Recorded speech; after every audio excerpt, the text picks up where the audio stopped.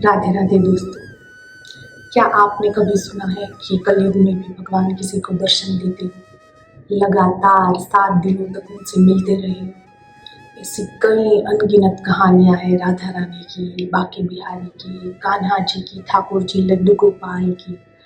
और इन कहानियों को मैं कुछ टाइम से सुनती आ रही हूँ और आज मैंने सोचा कि उनमें से एक कहानी मैं आपके साथ शेयर करूँगी।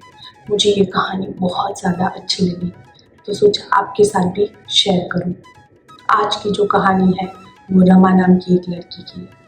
रमा बचपन से ही राधा रानी की बहुत बड़ी भक्त थी।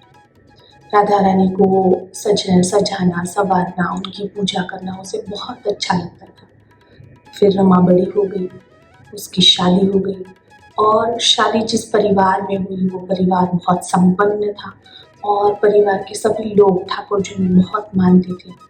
रमा अपने आप को भाग्यशाली समझती थी। सब कुछ था, खुशियाँ थी, अच्छे लोग थे, भगवान थे, ठाकुर जी थे जिनकी सेवा करते रहते थे। सब कुछ अच्छा चल रहा था। बट शादी के कुछ साल बाद भी कमी थी तो सिर्फ एक संतान की। शादी के कुछ साल बाद भी रमा को संतान नहीं हो रही थी और रमा को यही बात अंदर ही अंदर खाए जा रही थी। ऐसे में हुआ यूं कि एक दिन मोहल्ले की औरतों का वृंदावन जाने का प्लान बना। तो रमा की सास ने उसके बोला, रमा जा बेटा, तू भी वृंदावन हो गया। राधा रानी कभी किसी को खाली हाथ नहीं भेजती, वो सबकी सुनती है। जाओ राधा रानी के आशीर्वाद लेके आओ। रमा बहुत खुश थी, वृंदावन जा रही थी, अपनी राधा रानी से मिलने जा रही थी। और जिस दिन जाने का सुबह का सफ़र था उसके अगले दिन रात को उसको पैर में चोट लग गई। पैर में गहरी चोट की वजह से रमा की सास ने बोला कि रमा बेटा, ऐसी चोट लेके तू कहाँ जाएगी वृंदावन? वृंदावन कभी और चले जाना। अभी राधा रानी की अटारी पे जाने के लिए तुम्हें काफ़ी सीढ़ियाँ चढ़नी पड़ेगी।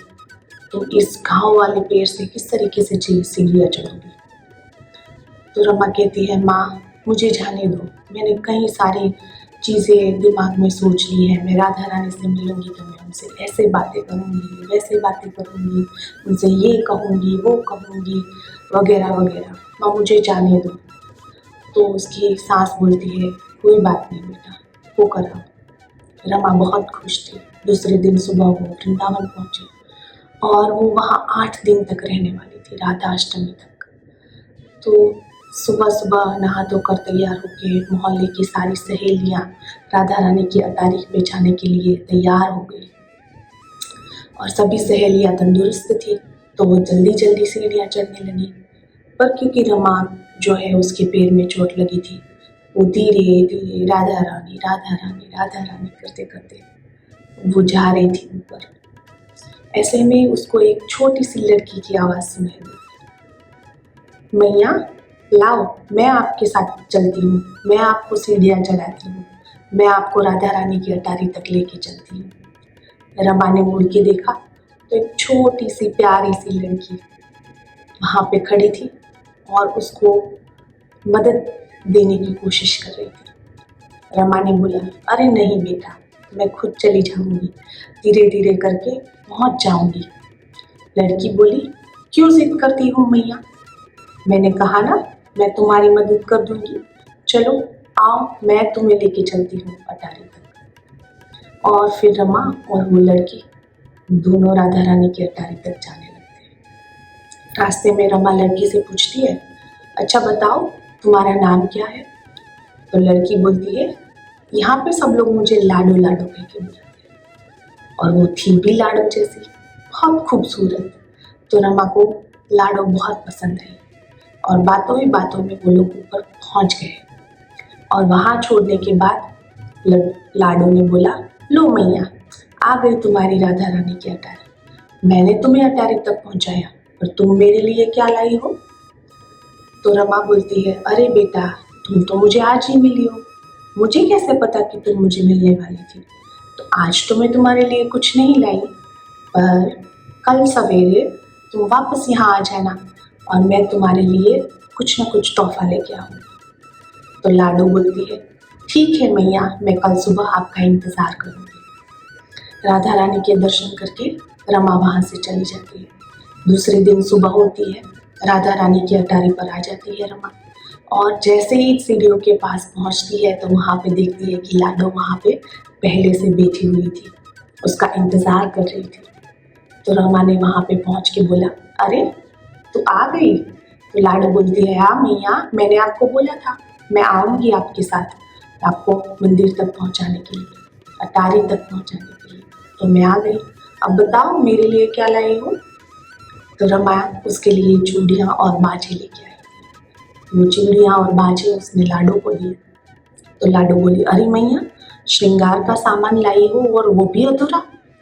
पूरा सामान लाती, मैं भी सजती संवरती। तो रमा बोलती है, मैं यहाँ राधा अष्टमी तक हूँ और हर रोज़ सुबह तुम इधर आ जाना, मैं हर रोज़ तुम्हारे लिए कुछ न कुछ लाऊंगी, और अगर मैंने सारी चीज़ें आज ही दे दी तो तुम कल से नहीं आओगी, तो तुम हर रोज़ यहाँ पे आना, मैं हर रोज़ तुम्हारे लिए कुछ न कुछ लाऊंगी। तो लड़की बोलती है, लाडो बोलती है, ठीक है मैया। इस तरीके से समय बीतता जाता है और आज छठवां दिन है, और जब रमा अटारी के सीढ़ियों के पास पहुंचती है तो रमा देखती है कि लाडो के साथ एक सुंदर सा सावला सा मोटी मोटी आंखों वाला एक लड़का भी था।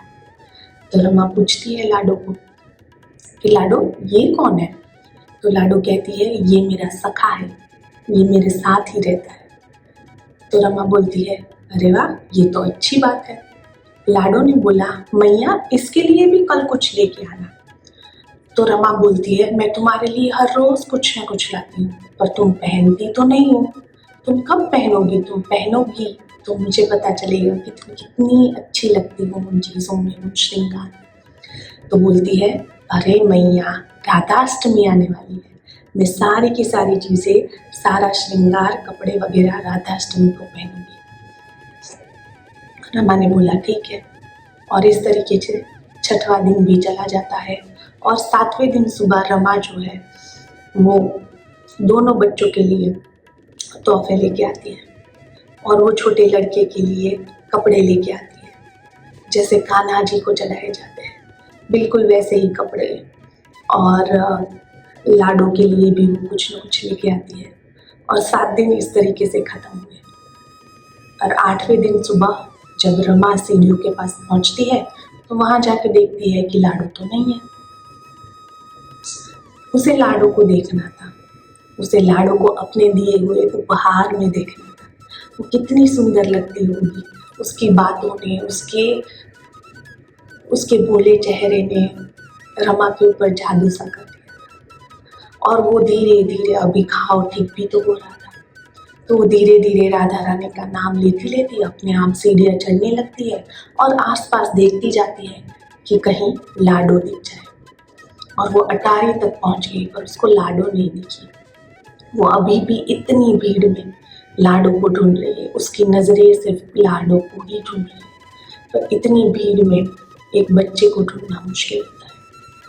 और राधा रानी के दर्शन का समय हो चुका था। जैसे ही पर्दा हटा, रमा दंग रह गई।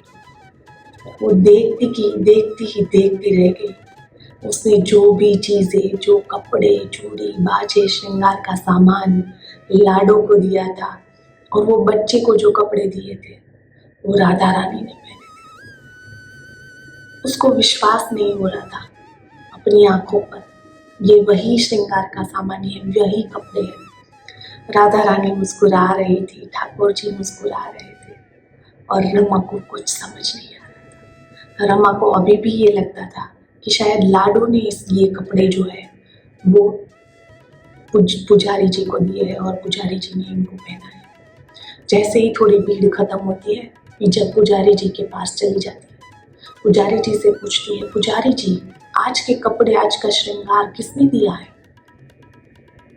तो पुजारी जी बोलते हैं, आज का जो श्रृंगार है, आज के कपड़े हैं, वो राधा रानी ने खुद चुने हैं। रमा को कुछ समझ नहीं आता, वो देखती रहती है पुजारी को। तो पुजारी जी बोलते हैं कि जब आज सुबह मैंने राधा रानी और ठाकुर जी को तैयार करने के लिए इधर आया तो यहाँ पे पहले से ही ये सारा सामान, कपड़े वगैरह पड़े हुए थे। तो मुझे लगा कि राधा रानी को यही पहनना है, यही उसकी इच्छा है, तो मैंने उसको यही पहना दिया। इतना सुनते ही रमा की खुशी का कोई ठिकाना नहीं रहा। वो जोर जोर से राधा रानी राधा रानी राधा रानी पुकारने लगी।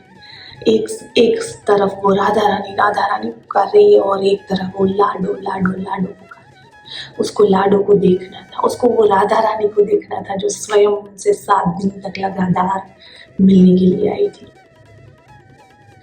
उसे अपनी आंखों पे विश्वास नहीं हो रहा था। सीढ़ियां उतर रही है, जोर जोर से राधा राधा लाडो लाडो चिल्ला रही है कि कहीं लाडो उसको दिख जाए, पर अभी लाडो उसको दिखती नहीं है।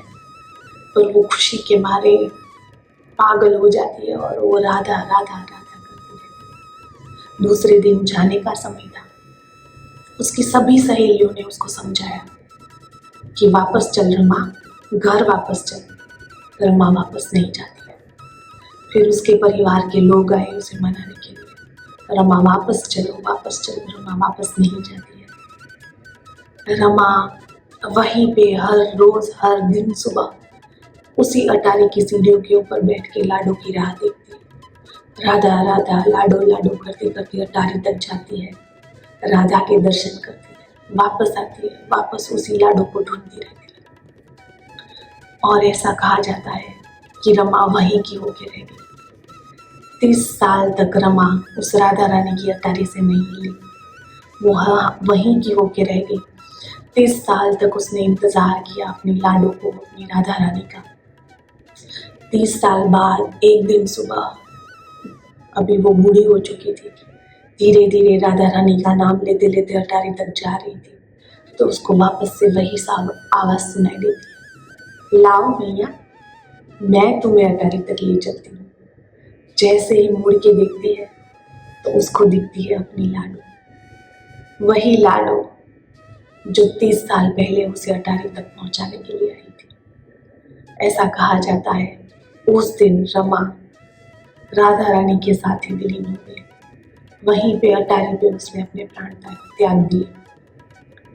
ऐसी कई अनगिनत कहानियां हैं दोस्तों। अगर आपको ये कहानी अच्छी लगी हो तो कमेंट ज़रूर करना। मैं इस तरीके की और भी कहानियाँ आपको सुनाऊंगी, हर हफ्ते सुनाऊंगी, और ये मेरे लिए खुशी से बिल्कुल कम नहीं।